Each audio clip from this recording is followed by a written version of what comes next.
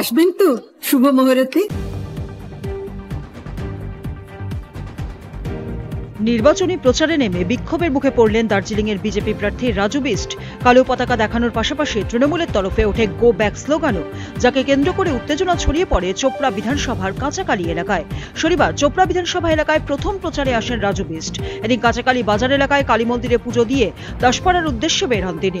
চুয়াগাড়ি চৌরঙ্গি মোড় এলাকায় বিক্ষোভের মুখে পড়েন রাজু বিস্ট। প্রচারকে কেন্দ্র করে এলাকায় আগে থেকেই মোতায়েন ছিল পুলিশ ও কেন্দ্রীয় বাহিনী। তৃণমূলের ব্লক সভাপতি প্রীতিরঞ্জন ঘোষের অভিযোগ, গত 5 বছর সাংসদ থাকাকালীন রাজু বিস্টকে এলাকায় দেখা যায়নি, পাশাপাশি কোনো উন্নয়নমূলক কাজও করেননি।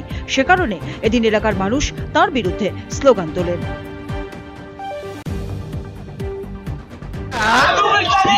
ये टीएमसी का चरित्र है और इस तरह से भाड़े के लोग बाहर से ला करके चोपड़ा की जनता का जीना आराम कर रखा है।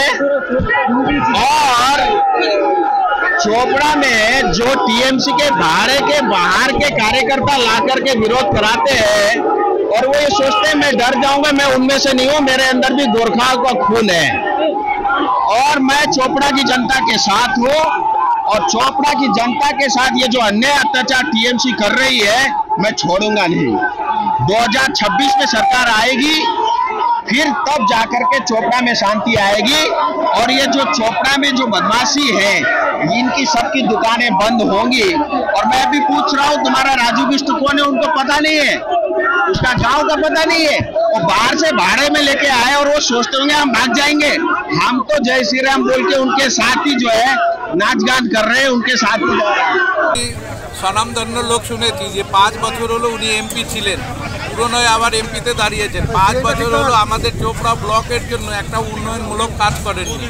সেই জন্য সাধারণ লোক, তৃণমূল কর্মী যারা আছেন তাদের এই ক্ষিপ্ত অবস্থায় দেখে ওনাকে গো ব্যাক করতে বলছে।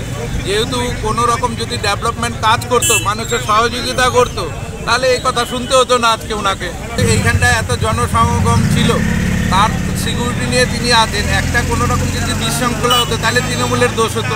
এটাই চায় বিজেপি, সব জায়গায় গন্ডগোল করতে চায়, জাতি দাঙ্গা লাগাতে চায়।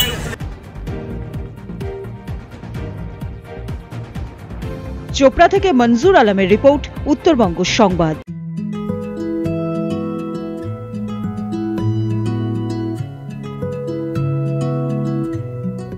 আসবেন তো শুভ মুহূর্তে।